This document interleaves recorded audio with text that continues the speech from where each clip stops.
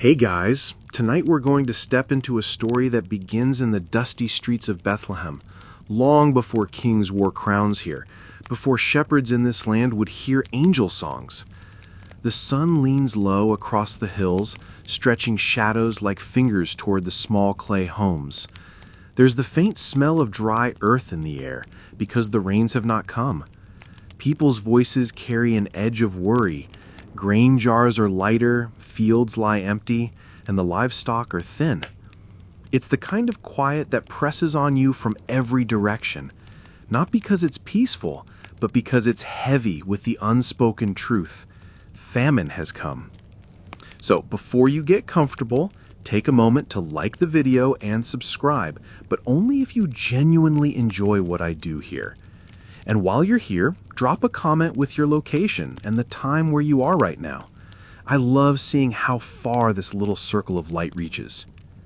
Now, dim the lights, maybe turn on a fan for that soft background hum, and let's ease into tonight's journey together.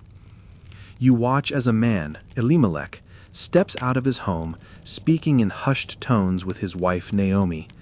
Their boys, Mahlon and Kilian, hover nearby, sensing the unease without needing words. You can almost feel the dryness in your throat as you stand there. The wind lifts little eddies of dust that swirl and settle again. The fields outside Bethlehem used to glow with barley and wheat in the spring. Now they're nothing more than brittle stalks, bowing low as if in surrender. From the corner of your eye, you catch other families weighing their choices. Stay in the land God gave them and risk hunger, or cross the borders to find food. Elimelech's eyes keep drifting east toward Moab.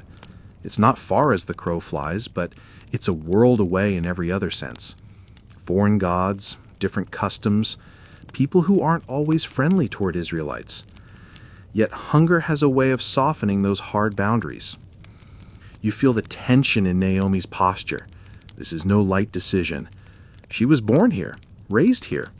Every stone of Bethlehem's streets knows her footsteps. But when she looks at her sons, thin from the meager rations, her resolve tightens. "We'll go," you hear her whisper, almost to herself. The journey to Moab is not gentle. You walk beside them, sandals catching in loose gravel, the sun beating down without mercy. Hills rise and fall before you, each one testing the strength in your legs. At night, the wind whistles through the rocks, and the stars are cold and short above. The boys try to keep spirits high, pointing out the shapes of constellations, making little jokes to break the silence. Naomi smiles, but it's the kind of smile that doesn't quite reach her eyes. By the time you see the fertile valleys of Moab, the contrast stuns you. Green stretches out before you, where back home there was only dust. Crops wave lazily in the breeze, and you hear the low murmur of irrigation water moving through the fields. It's strange. You're relieved and unsettled all at once. Relief because you know there will be food. Unsettled because you can already feel how different this place is. In Moab, they settle into a rhythm. Elimelech finds work, the boys grow stronger, and Naomi learns to navigate the marketplace, her accent marking her as an outsider. People notice, but life goes on. Seasons turn, and for a while, it seems the choice to leave Bethlehem was the right one. But there's an unspoken truth you carry in your chest. No land, no matter how fertile, can protect from every kind of famine. There's another kind, one that doesn't starve the body, but the heart. And it's coming. It begins quietly. Elimelech's steps slow. His voice, once firm, grows soft and tired. You notice him staying in bed longer each morning, Naomi bringing him water, her brow furrowed. Days pass like this until one morning, the air is different. It's still, heavy. You don't see Elimelech's form move under the blankets. Naomi's cry is not loud. It's deep, the kind of sound that seems to pull from the ground itself. Standing there, you feel the reality settle on your shoulders. She is now a widow in a foreign land. Her boys are all she has left. The marketplace still hums. the fields still sway in the wind. But for Naomi, the color has drained from everything. She carries on because what else can she do? Malin and Killian step in to care for her, their young shoulders bearing more than they should. You walk with them, feeling the quiet shift in their family, the way grief has its own seat at their table now. The famine of Bethlehem feels far away here in Moab. Yet in Naomi's heart, another hunger has begun, a longing for the land she left, for the home where, even in lean times, she knew she belonged. She doesn't voice it, not yet, but you can see it in the way her gaze drifts toward the hills when the sun sets. For now, you stay in Moab. You let the seasons pass. You learn the patterns of the market stalls, the rhythm of the harvest, the songs of a place that's not quite yours. And in the background, God is moving, quietly, patiently, as He often does, preparing threads you can't yet see, weaving them towards something greater than the pain that fills the present moment. You wake to the sound of morning in Moab, the distant bleating of goats, the low thud of a millstone grinding grain, and the voices of women bargaining at the marketplace. It's been years since you first followed Naomi and her family here, and you've learned the sense of this place. Olive oil warm in the sun, figs laid out to dry, and the earthy tang of tilled soil. Life has gone on. Mahlon and Killian are men now. You watch them in the square, carrying baskets of grain with easy strength, their laughter mingling with the hum of the crowd. Naomi stands nearby, her face softened by pride. For all that Moab was a land of strangers, it has also been a place of provision. It's here, in the middle of this foreign hum, that the next chapter of their lives quietly begins. The brothers take wives, Moabite women whose laughter is warm and whose steps match theirs in the marketplace.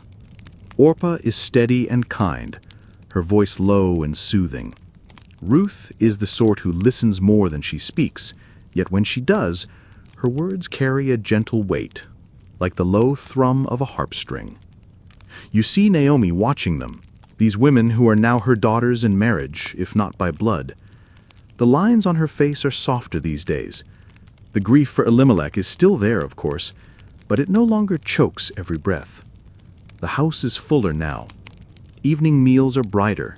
There's chatter about the day's work, the teasing of brothers, the quiet laughter of women setting out bread and oil. Years fold in on themselves. The seasons come, each one with its own gifts. Almond blossoms in spring, golden grain under summer skies, and the sweet smoke of olive presses in autumn. Yet even in these good rhythms, there's an emptiness Naomi never names. And then, like the shadow that follows the sun, loss comes again. It doesn't strike all at once. Mahlon falls ill first. You notice his steps slow, his hands trembling slightly when he lifts a cup.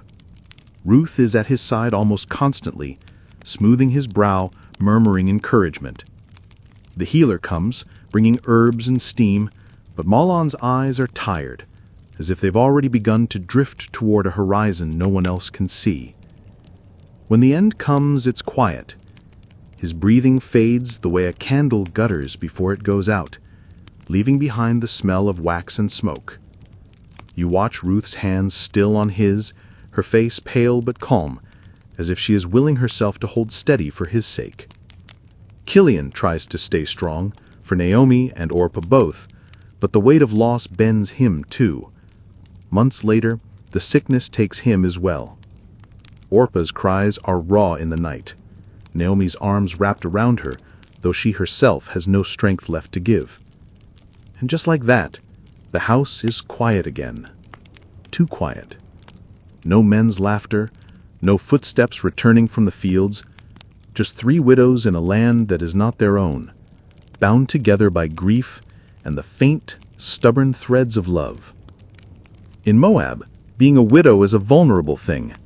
You can feel it in the way the market glances shift toward Naomi and her daughter-in-laws, in the lowered voices, the careful offers of help. The world has grown smaller for them now, opportunities thinning like grain in a famine. One day, as you walk back from the market, Naomi hears a bit of news drifting through the crowd. Whispers that back in Judah, the famine has ended. The fields in Bethlehem are yielding grain again. The Lord, they hear them say, has visited his people and given them bread. The words plant themselves in Naomi's heart like seeds after rain. She stops in the road, looking east toward the hills that hide her homeland from view. You can almost feel the ache in her chest, not just for food, but for belonging, for the place where her story began. That evening, Naomi tells Ruth and Orpah her decision. She says, "I'm going back, to Bethlehem, to my people. You should stay here where you know the land and its ways. May the Lord show you kindness as you have shown me." Her voice trembles, but her eyes are steady. She's braced herself for the road ahead, a road that she's walked once before, but under different skies, different hopes. The night is long. You lie awake in the corner, hearing the hushed voices of the women, the soft rustle of fabric as they pack what little they own. Moab has been both a shelter and a place of loss. Bethlehem waits like a question mark at the end of a sentence. In the cool dawn, the three women step out into the road. The city falls away behind you, replaced by the open hills and the endless sky. There was no laughter this time, only the steady crunch of feet on the path, the occasional call of a bird overhead. You don't know yet which of them will walk this whole road with Naomi, but you can feel that choice rising ahead like the crest of a hill, a moment that will shape everything. The fields outside Bethlehem glow gold under the soft touch of the morning sun. You stand beside Ruth, your bare feet pressing into the cool earth, the scent of the early harvest drifting in on a lazy breeze. The air is still, except for the rustle of stalks as distant workers begin their day. You can almost feel the hesitancy in her steps. She is a stranger here, a Moabite, in a land that does not easily forget differences. Naomi's small home had been a refuge last night, but today, Ruth must step out into the open, where eyes will watch and whispers will stir. You follow her down the narrow path, past low stone walls draped with wildflowers and the occasional bleat of a goat from a neighbor's yard. Naomi had spoken quietly over the breakfast bread. "Go, my daughter, and glean where you may find favor." The words were steady, but you sensed the silent prayer behind them, the plea for God's provision, for his kindness to meet Ruth in an unfamiliar place. As you near the edge of a broad field, the sound changes. Voices carry on the wind, men calling to one another, the rhythmic sweep of sickles cutting grain, the shuffle of feet as women bundle stalks into neat sheaves. Ruth pauses, her gaze scanning the open expanse. She doesn't know yet which land belongs to which man, or who might treat her with dignity. You notice how she adjusts her headscarf, draws a breath, and steps onto the field with a mix of courage and quiet hope. The owner is not here yet, only the foreman, a broad-shouldered man directing the workers. Ruth approaches him slowly, her voice barely carrying over the hum of labor. "Please," she says, "let me glean and gather after the reapers." Her request is not a demand, not even a full assumption of the law's allowance for the poor. It's humility wrapped in deference. The foreman studies her, eyes narrowing slightly, as if measuring more than her words. Then he nods towards the edges of the field. "Stay here then, but keep to the far rows." It's not exactly warmth, but it's not rejection either. Ruth thanks him, then stoops to work. The hours begin to stretch. You stay with her, moving between rows, stooping to gather the stray stalks left behind.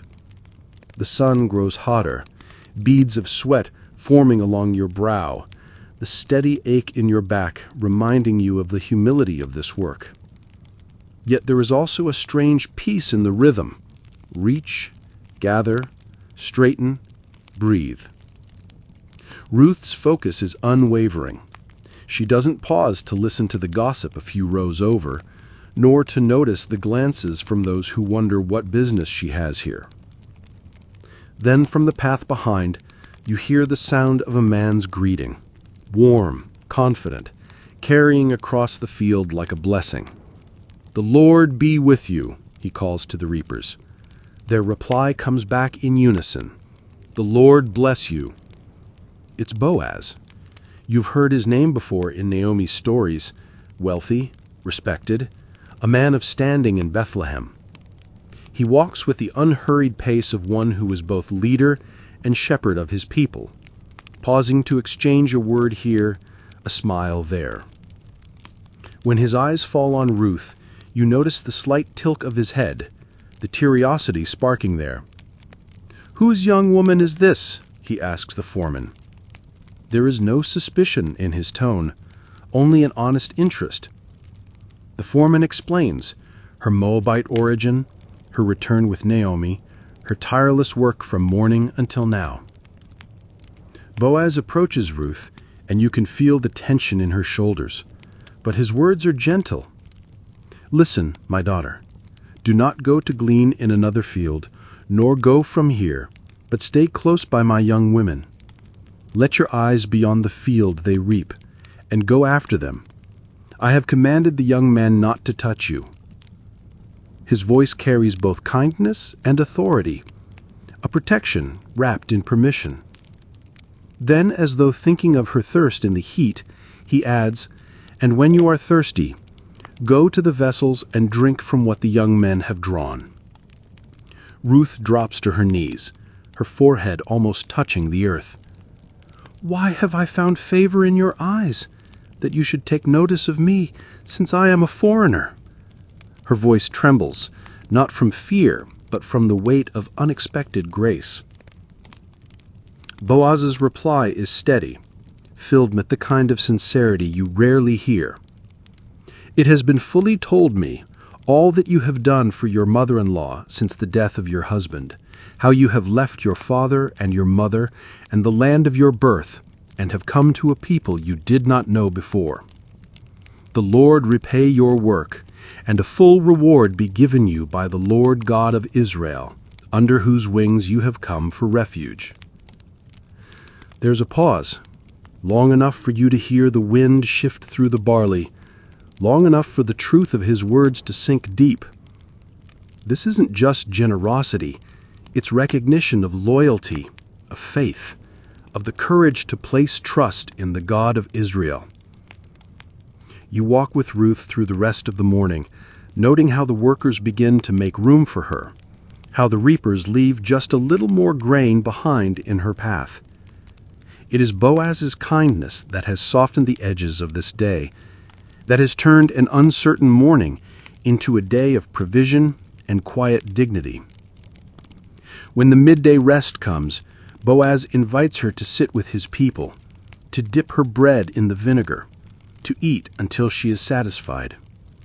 And when she rises to glean again, you notice Boaz speaking quietly to the men, telling them to let her gather even among the sheaves, and not to reproach her. By the time the sun leans toward evening, Ruth's basket is heavy with grain, far more than a day's worth for most gleaners. As you walk back toward the town, the warm scent of barley rises from the bundle, mingling with the satisfaction of a day in which God's provision was unmistakable. You can see Naomi waiting at the door, her eyes scanning the load Ruth carries. And you know, this is more than food. This is the first glimpse of rest and hope. The road back to Naomi's home feels lighter than the journey out that morning. Ruth walks beside you, her bundle of grain balanced on her hip, the corners of her shawl drawn close around it to keep the kernels from spilling. The sun is lower now, its gold giving way to the softer, cooler tones of evening. Shadows stretch across the path, and the scent of baking bread drifts faintly from somewhere in the village ahead. When Naomi sees her, the expression on her face shifts quickly. Surprise, then joy, then something deeper. Her eyes flick from the heavy bundle of grain to Ruth's face, reading in it the quiet story of the day. "Where have you gleaned today?" she asks, her voice carrying a blend of amazement and hope. "And where did you work? Blessed be the one who took notice of you." Ruth sets the grain down and begins to speak, her voice measured, as though she is still turning the events over in her mind. "The man's name with whom I worked today is Boaz." At the mention of the name, Naomi's eyes widen. She leans back slightly, as if the weight of this providence needs room to settle. Then her face warms into a smile that is both grateful and knowing. "Blessed be he of the Lord, who has not forsaken his kindness to the living and the dead," she exclaims. You can almost feel the air in the small room shift. It is no longer just the end of a workday. It is the beginning of something divinely woven. Naomi continues, "This man is a relation of ours, one of our close relatives." There's a pause, as though she is letting Ruth absorb the significance. In Israel, a close relative, what the law calls a kinsman redeemer, has the right to redeem property, to protect, even to marry a widow to preserve the family line. Naomi does not say all of this aloud yet, but you see it forming in her mind, the pieces falling into place like stones in a foundation. Ruth nods, then adds another detail. "He also said to me, 'You shall stay close by my young men until they have finished all my harvest.'" There is a faint wonder in her tone. Boaz's generosity still feels almost too much to carry. Naomi leans forward, her voice now wrapped in both urgency and care. "It is good, my daughter, that you go out with his young women, and that people do not meet you in any other field." You hear in her words a protective wisdom. Boaz's field is not just a place of provision, but of safety. The days that follow take on a steady rhythm.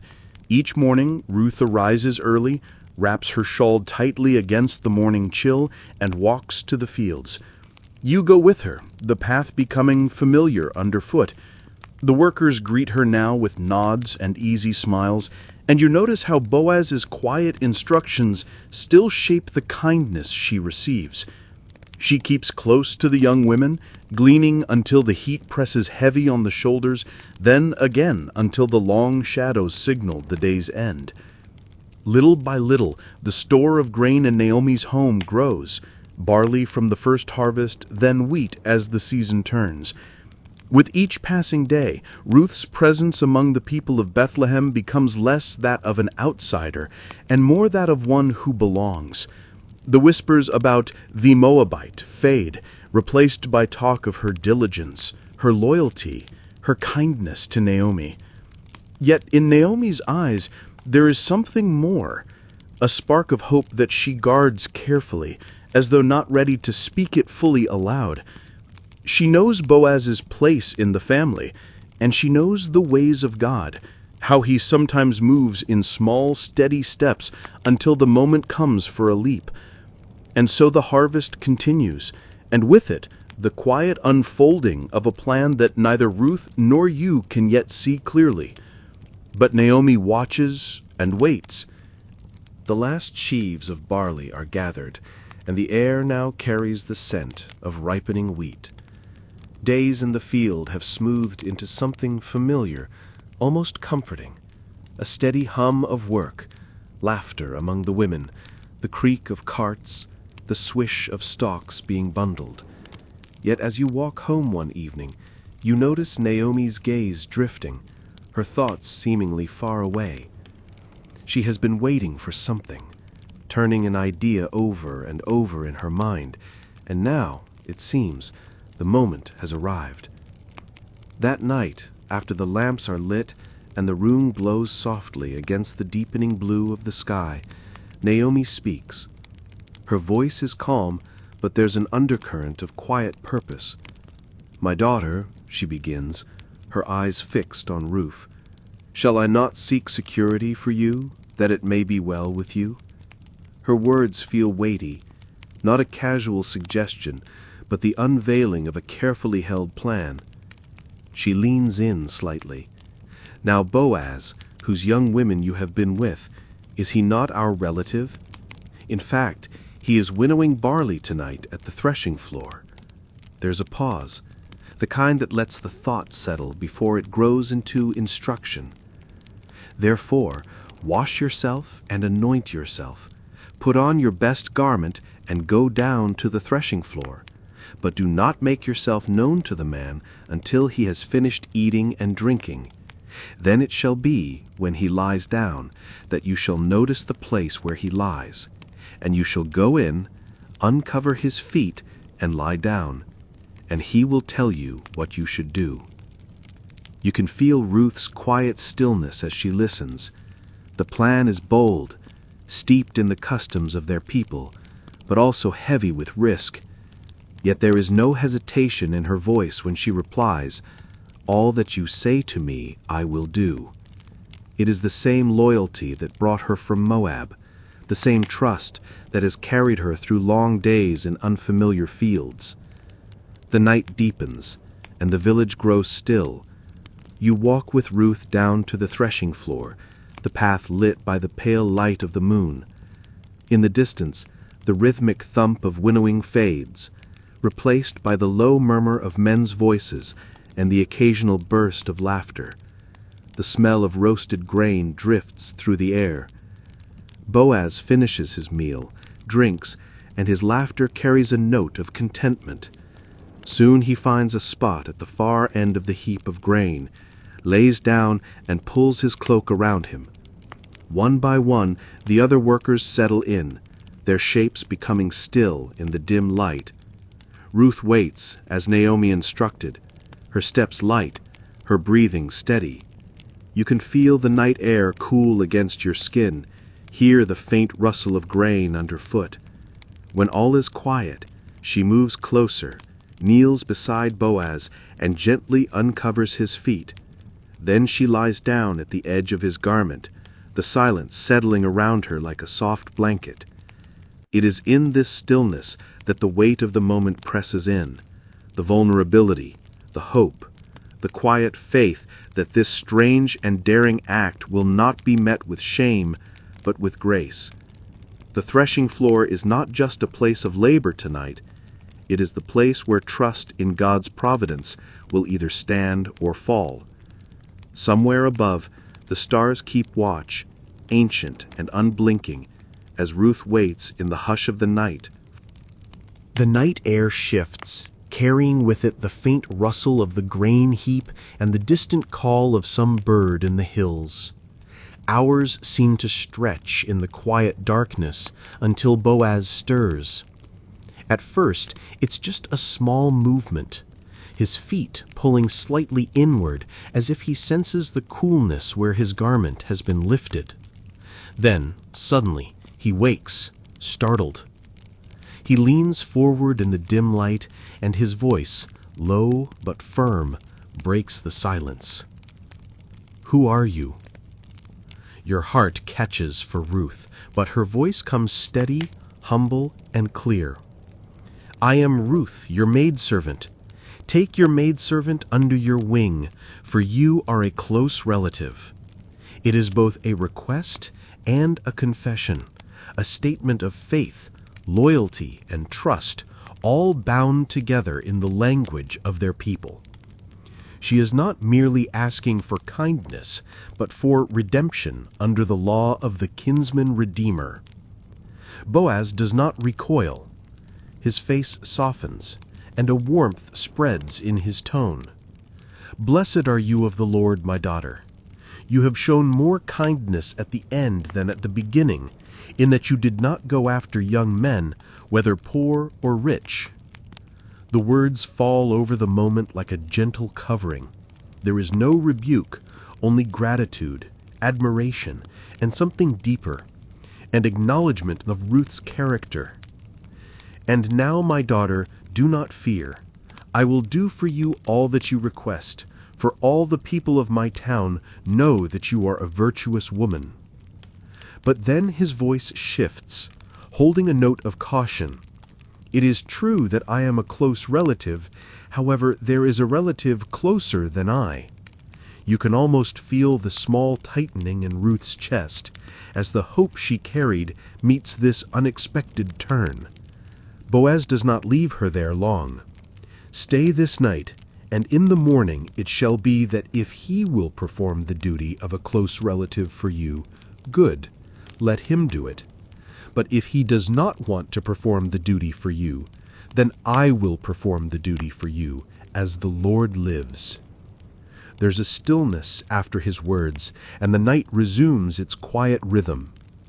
Boaz gently pulls part of his cloak over her, a small act that speaks of protection and respect.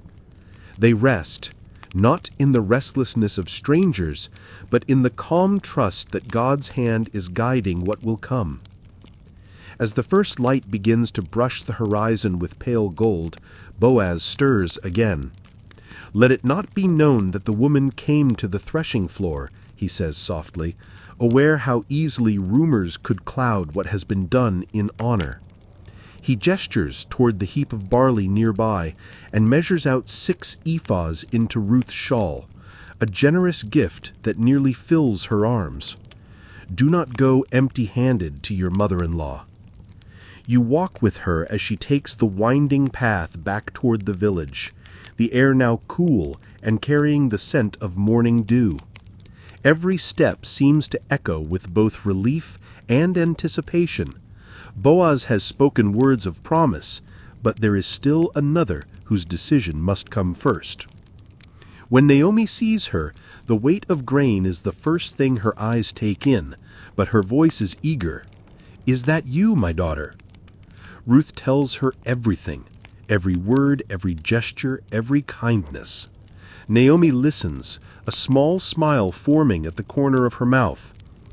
"Sit still, my daughter, until you know how the matter will turn out, for the man will not rest until he has concluded the matter this day." The morning sun climbs higher, casting long shadows over the fields where, only days ago, Ruth had been a stranger. The morning light grows stronger, spilling warmth over the rooftops of Bethlehem, and you follow Boaz as he moves with quiet determination toward the city gate. This is no casual stroll. This is where matters of law and redemption are settled.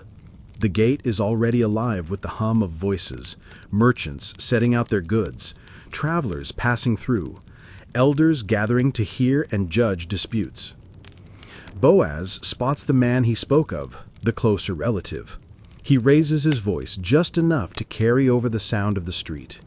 "Come aside, friend. Sit down here." The man turns, perhaps curious, perhaps cautious, but he comes. Boaz then calls 10 elders from among those nearby. "Sit down here."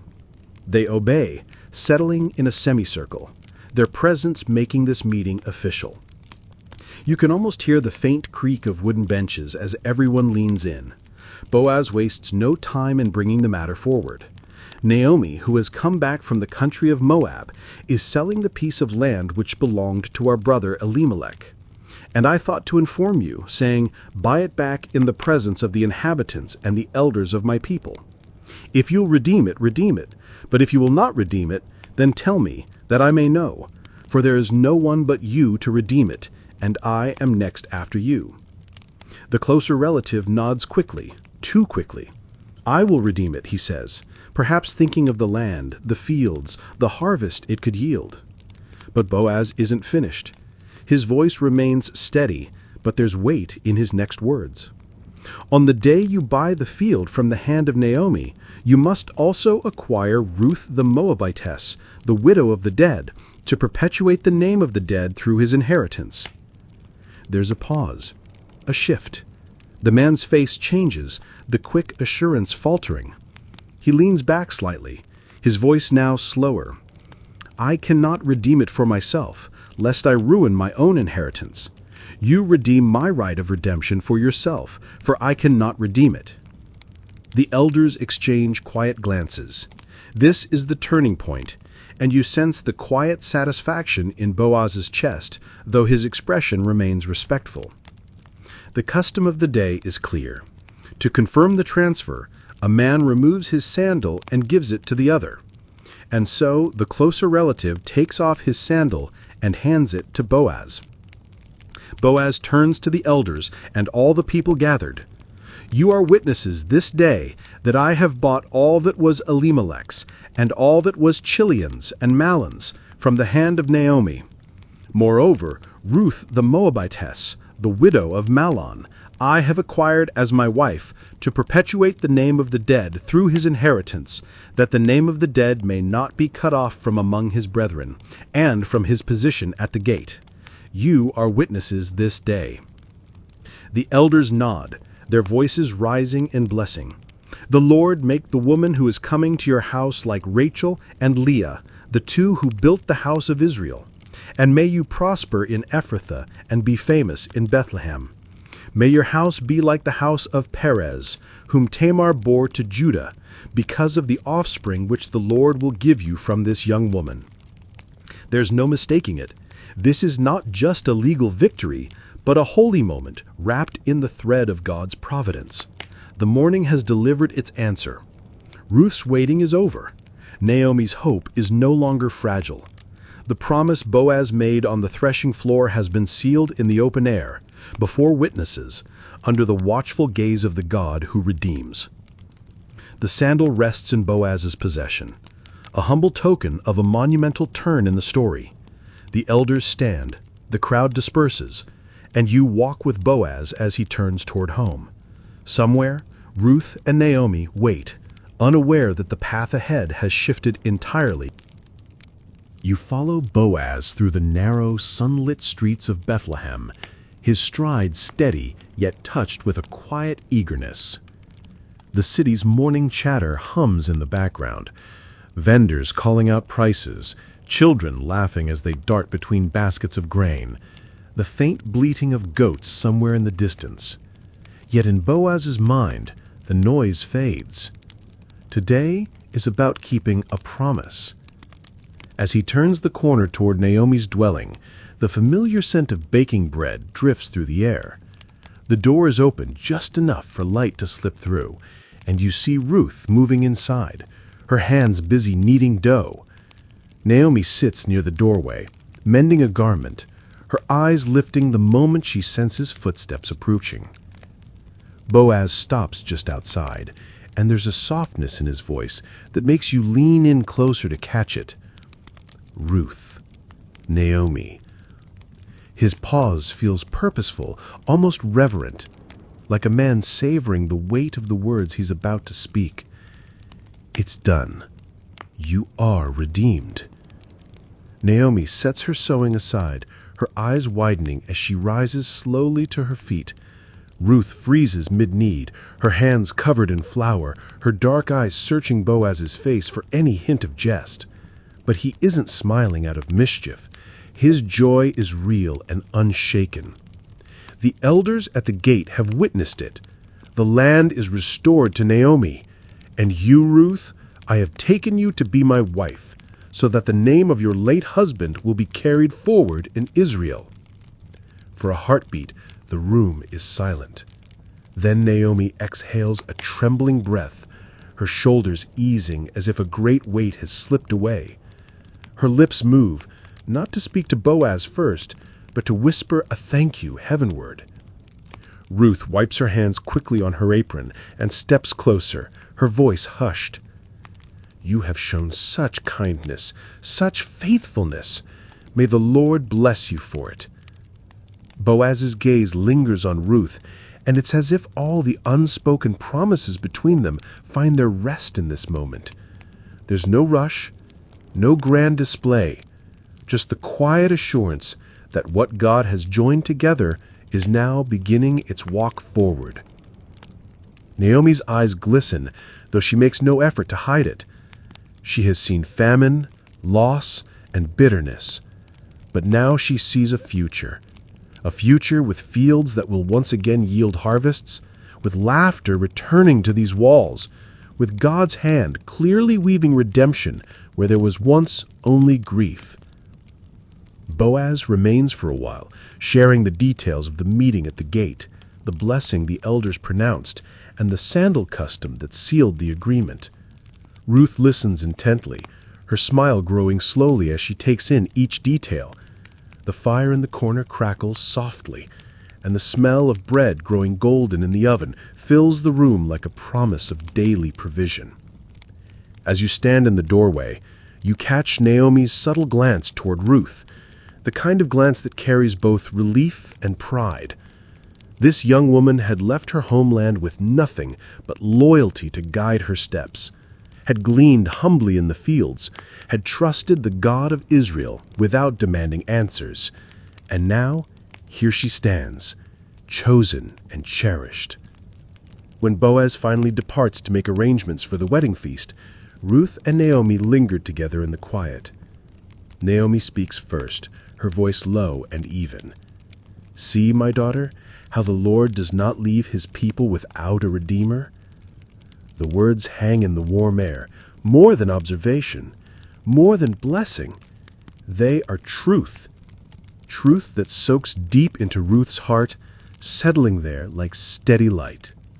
The sun rises gently over Bethlehem, spilling gold across the rooftops and painting the narrow streets in soft light. You can hear the sound of water being poured into clay jars, the faint rhythm of broom bristles sweeping dust from stone thresholds, and somewhere a cluster of women are already singing. Today isn't an ordinary day. There's a hum in the air, a sense of celebration that seems to move from house to house. You walk beside Ruth as she steps out into the morning, her hands clasped in front of her. There's no extravagant dress, no shimmering jewels, only a freshly woven robe dyed with the deep blues of indigo, and a simple veil that falls softly over her hair. Yet she wears it with a dignity that could outshine any royal crown. Naomi is close behind her, steadying herself with her walking stick, but you notice there's a lightness in her step today that you haven't seen in years.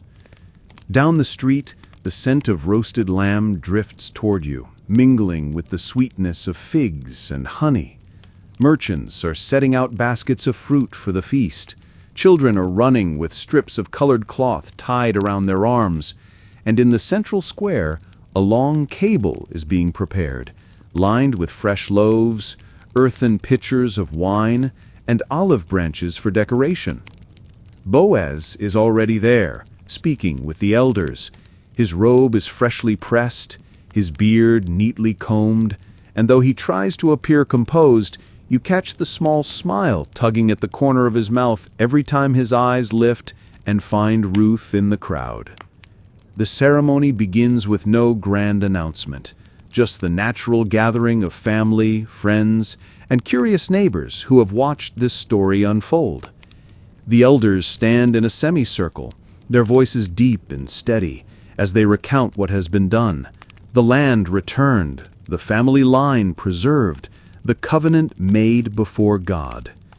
Boaz steps forward, his voice calm, but carrying that unmistakable weight of sincerity. "Before the Lord and before these witnesses, I take you, Ruth, as my wife. I will honor you, provide for you, and walk with you in the fear of the Lord all the days of my life." The words feel like they settle into the very stones beneath your feet. Ruth lifts her head, her eyes steady on his, and replies with a voice clear enough for everyone gathered to hear, "Where you go, I will go. Where you lodge, I will lodge. Your people shall be my people, and your God, my God." A murmur of approval moves through the crowd. One of the elders raises his hands and speaks the blessing given over generations of Israel. "May the Lord make this woman who is coming into your home like Rachel and Leah, who together built up the house of Israel. May you prosper in Ephrathah and be renowned in Bethlehem." There's no rush to the feast. People begin to gather in smaller circles, sharing bread, pouring wine, and offering quiet words of congratulations. Children weave between the tables, chasing each other with laughter that rings against the stone walls. And Naomi sits nearby, her eyes following every glance between Ruth and Boaz, her hands resting in her lap as though she's holding the fulfillment of a prayer too precious to set down. Boaz leads Ruth to the place of honor at the head of the table. You watch as he serves her first, placing bread in her hands before taking any for himself. It's a small gesture, but one that speaks volumes about his heart. The two of them eat side by side, not in a hurried manner, but as if each bite is an acknowledgement of the journey that brought them here. As the afternoon wears on, music begins to rise. Flutes and lyres, the low beat of a drum, and soon the square is filled with movement. Ruth is drawn into a circle of women, her veil fluttering as she spins, her laughter spilling freely for the first time since you met her. Boaz watches from the side, smiling, before joining her in the dance. And you stand in the glow of it all, bread in one hand, cup in another, feeling that deep, settled peace when God's redemption isn't just a story you've heard, but a living reality. The days after the wedding fall into a quiet rhythm, the kind that lets you breathe deeply and notice the smaller things, like how Ruth always hums under her breath when she grinds grain, or how Boaz pauses to greet every worker by name when he walks through the fields. The first morning in their new home, you wake with the sound of a dove cooing in the rafters. Light filters in through the woven shutters, scattering soft patterns across the floor. Ruth rises early, not out of duty, but habit, her steps light as she moves through the stillness. She sets water to boil over the fire, the faint hiss and pop of the flames, a steady background to the scent of baking bread. Boaz returns from the fields just as the bread is done. His tunic smells faintly of the earth, rich soil and warm grain, and when he sits down at the table, there's that same calm ease in his face you saw on the threshing floor. They share their meal without rush, as if each bite is part of a prayer.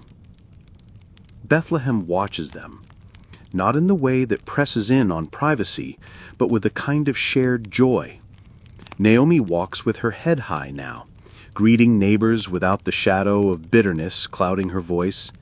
You see her at the market, examining figs and olives, trading laughter with women who once pitied her. There's a new life in her eyes, as if God has turned the pages of her story and given her a fresh chapter to live. As the weeks pass, Ruth continues to glean, though now it's less out of necessity and more out of connection to the people who once watched her gather in the margins. She moves through the barley rows with a quiet grace, speaking with the young women, offering water to the men, always aware of the presence of the one who brought her here. Boaz is never far. Sometimes you see him at the far end of the field, speaking with his foreman, his eyes occasionally finding Ruth and lingering there. Other days he works beside the men, sleeves rolled back, hands calloused from years of labor, never too proud to share the weight of the work. One evening, as the sun dips low and the fields glow with that golden haze only harvest can bring, Ruth walks home with Boaz. They talk softly, voices low but steady, about plans for the coming seasons, what to plant, what to store, which fields will need rest. But beneath the practical talk, you hear something deeper, the weaving of two lives into one, thread by thread. Naomi often sits by the doorway when they return. She listens to their steps approaching before they even turn the corner. Sometimes she is shelling beans, sometimes mending a garment, but always she greets them with the same warm smile. Late at night, after the lamps are dimmed, you lie awake listening to the sounds of Bethlehem sleeping. The occasional bark of a dog, the creak of a wooden shutter in the wind, the slow hush of the night air. And in the quiet, you think about how much has changed. Not long ago, Ruth was a foreigner walking into a strange town, unsure of what welcome she might find. Now she walks those same streets as a wife, a daughter-in-law restored to a family, a woman with a place and a promise. In the dim light, you remember Naomi's words from the day she first returned to Bethlehem, her bitterness, her sense that God had dealt harshly with her, and you realize now how the Lord's kindness often blooms slowly, like barley heads rising green before they turn to gold. You see it here, in this home, where bread is broken, prayers are spoken, and laughter is shared without fear. A home where God's rest has settled, not as a fleeting moment, but as a steady presence in the everyday. And as you drift towards sleep, you sense it in your own heart too, that same quiet rest, the kind that comes when you know the story isn't just about survival anymore. It starts small, so small you almost miss it at first. A change in the way Ruth moves in the mornings, a softer weariness in her steps. She pauses more often while working, resting her hand against the grain basket, and when Boaz notices, there's no worry in his eyes, only a dawning light of joy. Naomi is the first to say it out loud. She watches Ruth kneading bread one afternoon, the sun slanting through the window, and she sees the faint curve in her daughter-in-law's smile, the glow that doesn't come from the fire. Naomi's breath catches. She doesn't rush the words, but when she speaks, it's with a tenderness that wraps around the moment. The Lord has remembered you. The news spreads quietly at first. There's no grand announcement, no trumpet in the streets, just gentle conversations over market baskets, knowing glances exchanged between neighbors. Bethlehem has seen its share of hard years, but this is a sign of blessing, a sign that God has not forgotten his people. Ruth carries the news in her heart like a secret melody. She still works in the fields when she can, still moves among the people with that same steady humility. But there's a new rhythm in her days now, a carefulness, a sense that she is tending not just to her tasks, but to the life growing within her. Boaz, for all his wisdom and steadiness, is not immune to small bursts of delight.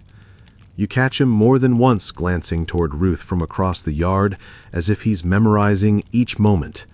Her laughter with Naomi, the way she adjusts her scarf against the wind, the gentle curve of her hand resting over her middle.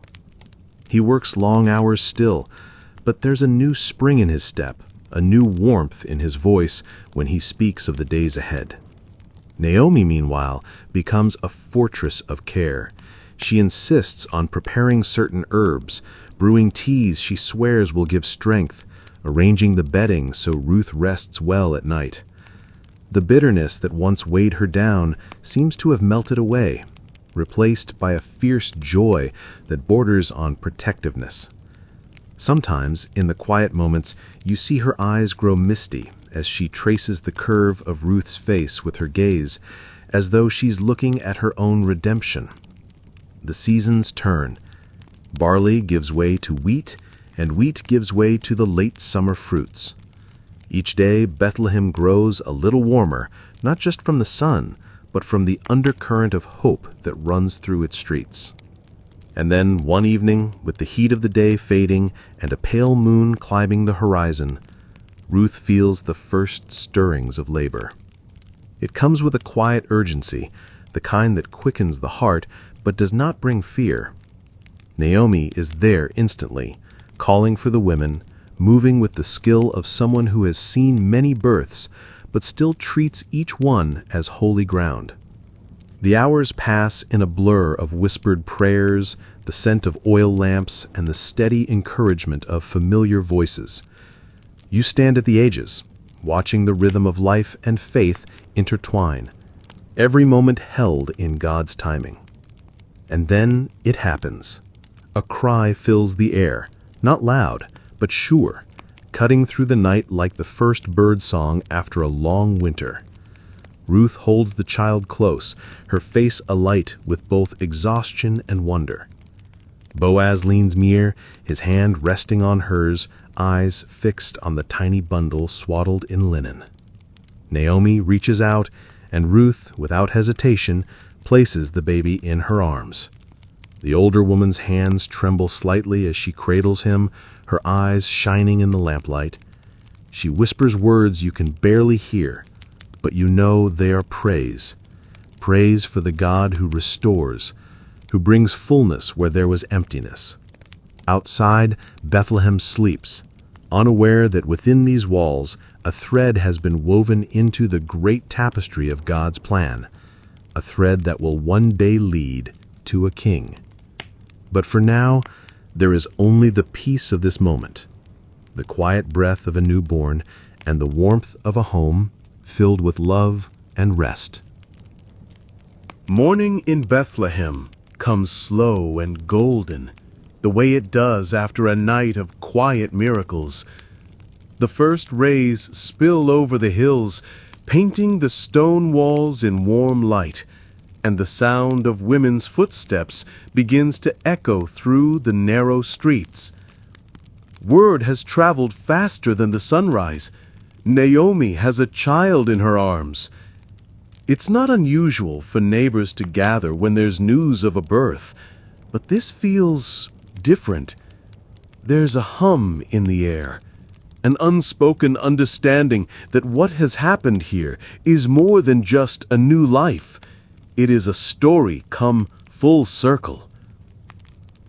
You watch as the women enter Naomi's courtyard, their voices low at first, then rising in gentle laughter. They see her sitting near the doorway, the child swaddled close, and their faces light up. One by one, they step forward, leaning in to see the boy, speaking blessings over him, their words like soft threads weaving a cloak of prayer. Naomi, who once told these same women to call her Mara because her life had been bitter, now smiles with a joy that seems to have wiped away years of sorrow. She doesn't correct them when they call her Naomi, now pleasant, full, because that is who she is again. One of the older women rests a hand on Naomi's shoulder and says, "Praise be to the Lord, who this day has not left you without a guardian redeemer. May he become famous in Israel." Others nod in agreement, speaking of how this child will renew her life and sustain her in her old age. They see in him not just Naomi's joy, but Ruth's faithfulness, Boaz's kindness, and the Lord's mercy woven together.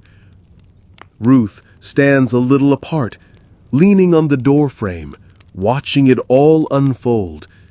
She doesn't need to be at the center of attention.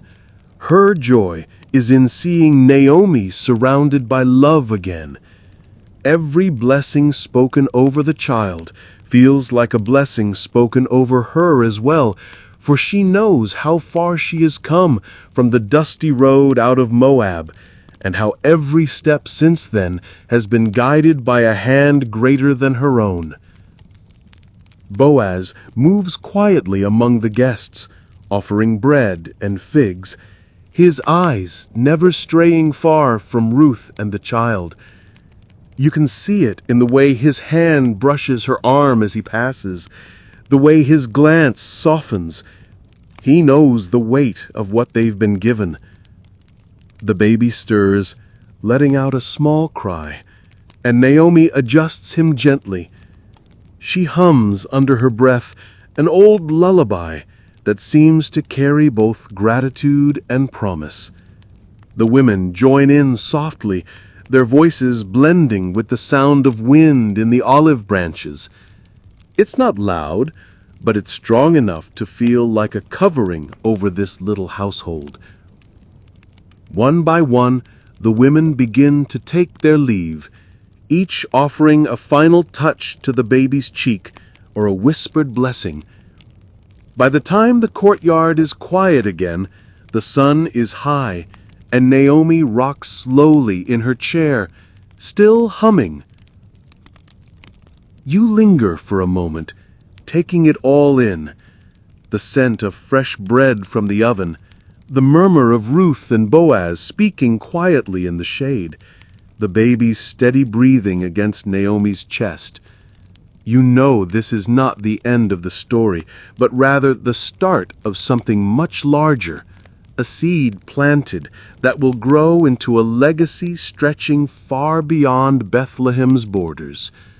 For now, though, there is peace. No one here is in a hurry to move past it. This is the kind of moment you let soak in, because you know it's been a long road to get here. The next morning, the air in Bethlehem feels fresh, as though even the wind knows something important is about to happen. The stone streets glisten faintly from the dew, and you can hear the creak of wooden gates opening as neighbors begin their day. But today, the footsteps are not for the market or the fields. They are heading toward Naomi's home. You stand by the doorway as people gather again, this time with a sense of expectancy. Ruth is already inside, tidying the woven blankets where the baby slept. Boaz is speaking quietly with a few of the elders, their words serious yet warm, the kind of tone reserved for moments that carry weight. The women from yesterday are here too, faces glowing, voices buzzing softly. One leans close to Naomi, who still cradles the baby in her arms and says, "He needs a name." The words ripple through the courtyard like a pebble dropped into still water. You watch as the elders step forward. In Israel, naming is not just a personal choice. It is a declaration, a shaping of destiny, a sign that the child belongs not only to his parents, but to the community and to God. The elders look to Naomi, and she looks down at the child for a long moment. Her fingers trace the curve of his cheek, and then her eyes lift. This boy, one of the women declares before Naomi can speak, will be called Obed. The name settles in the air like the soft thud of an olive falling into grass. Obed, servant or worshiper, a name not of self-glory, but of humility, pointing to the God who gave him life. The people nod as though the choice has been whispered to them too. It fits. This child, born from faithfulness, raised in a home stitched together by kindness, will serve. And not just in small ways.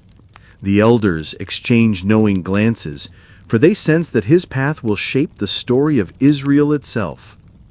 Naomi presses a kiss to Obed's forehead, her voice steady as she repeats the name, almost like a prayer. Obed. The baby shifts in her arms, a tiny yawn escaping him, as though he's settling into the identity he has just received. Boaz steps closer, placing a hand on Ruth's shoulder. She meets his gaze, and there's a quiet joy there, but also a humility. She has no idea, none of them do yet, that this little boy will be the grandfather of Israel's greatest king, and through his line, the Messiah will come. Right now, they are simply living in the gift of today, and that is enough. The naming ceremony moves into blessings.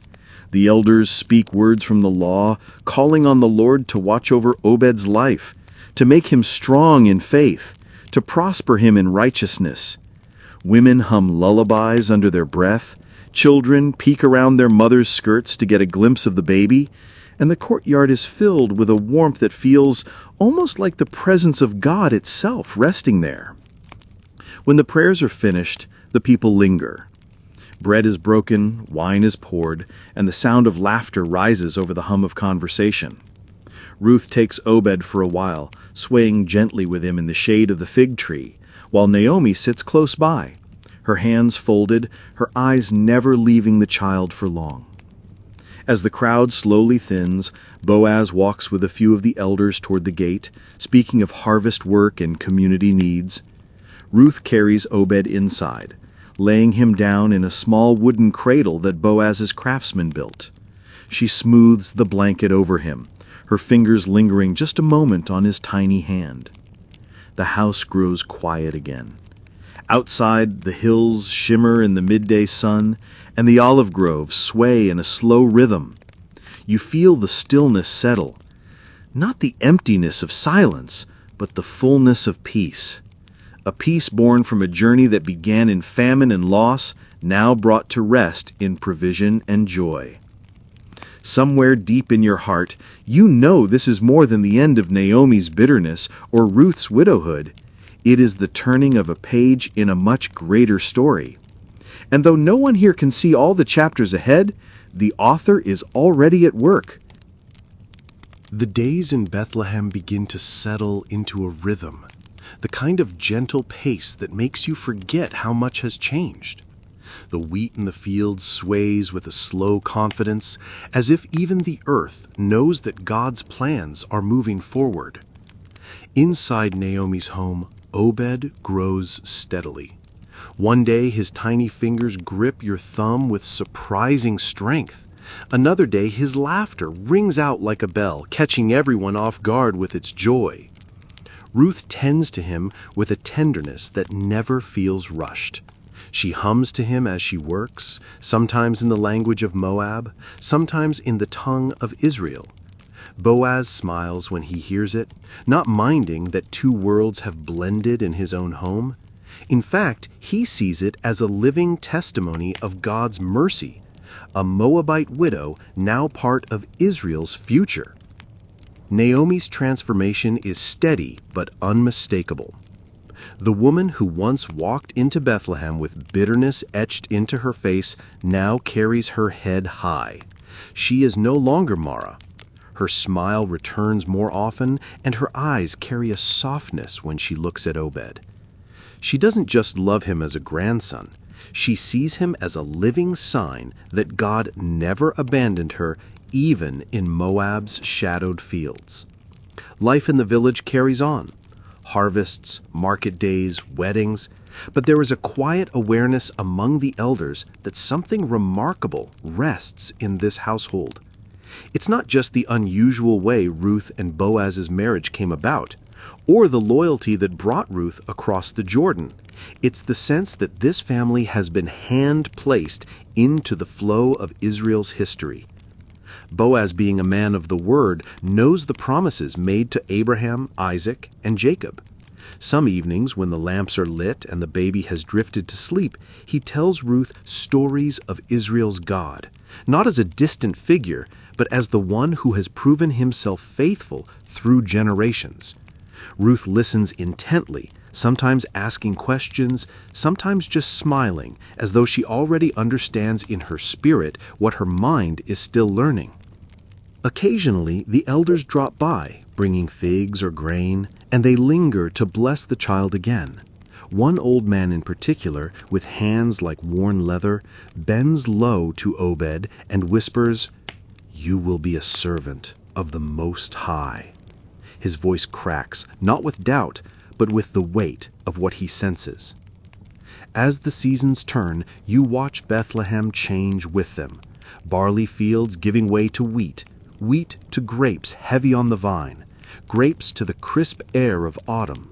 Through it all, Obed grows. He learns to walk along the courtyard stones, his first steps cheered on by Naomi's clapping hands and Boaz's hearty laugh. And while the village sees just a child learning to balance on his own, heaven sees a link in a chain stretching back to the promises given in Eden, moving forward toward a manger in Bethlehem centuries from now. The child's giggles, his small footsteps, his sleepy sighs, none of it is ordinary in God's story. At night, when all is quiet, you sometimes feel as if you can hear the faintest whisper, not in the wind or the fig leaves, but deep within your spirit. This is how I work, slowly, faithfully, through the humble and the willing. And in that stillness, you realize Ruth and Naomi's journey wasn't just about survival, and it wasn't just about finding rest. It was about placing one small stone in the foundation of redemption. Time passes the way the sun slips behind the hills, slowly at first, then all at once. Obed is no longer the tiny bundle who fit into the crook of Naomi's arm. He's sturdy now, his little feet sure on the paths between the barley stacks, his laughter carrying over the low stone walls of the village. Ruth follows after him, her shawl brushing against the wheat, her eyes full of both wonder and gratitude. Naomi, though older and more lined in the face, walks with a strength that seems borrowed from the Lord himself. She leans less on her staff now, more on the joy that has rooted itself deep in her. Often she sits in the courtyard with Obed beside her, telling him stories of his father's kindness, his mother's courage, and above all, the God who wove their lives together when it seemed nothing could be made whole again. The villagers speak of the family with quiet respect.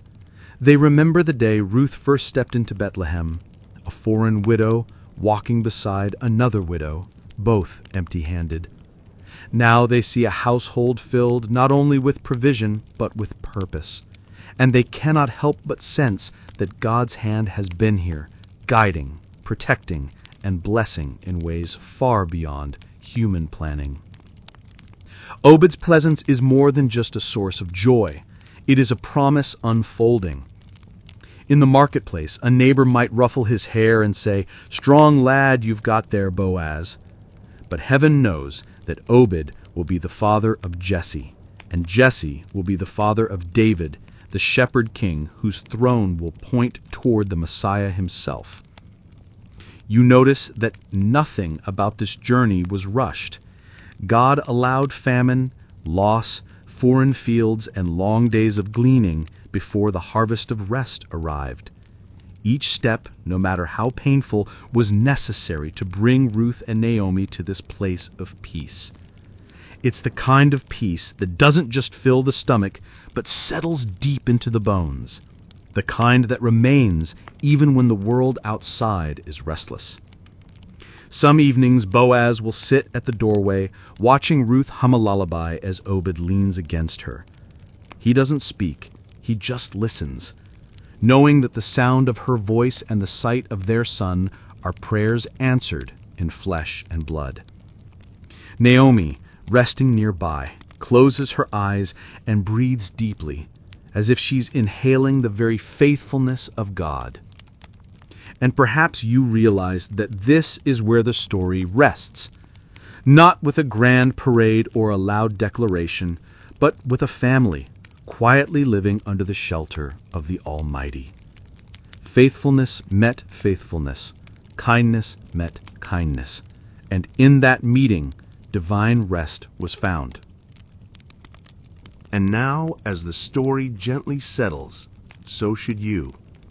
You let your mind linger on the slow, golden glow of Bethlehem's fields at dusk, the kind of light that makes everything feel softer. The air is still warm, but the breeze is cool enough to carry the scent of grain and the faint sweetness of figs from the market. Somewhere, a sheep bleats lazily in the distance, reminding you that life here moves at a pace set by the one who holds time itself. You picture Naomi, Ruth, Boaz, and Obed together in the courtyard, the murmur of evening conversation, the laughter of a child, the creak of an old wooden chair. It's not loud, it's not hurried, it's simply right. The world outside these walls might still be unpredictable, but in this small home there is a calm born from trusting God's plan even when the road seemed impossibly hard. That same calm can be yours now, the kind that wraps around your heart like a warm blanket that whispers, "I was with you then, I am with you now, and I will be with you always." So let your thoughts slow. Let your shoulders loosen.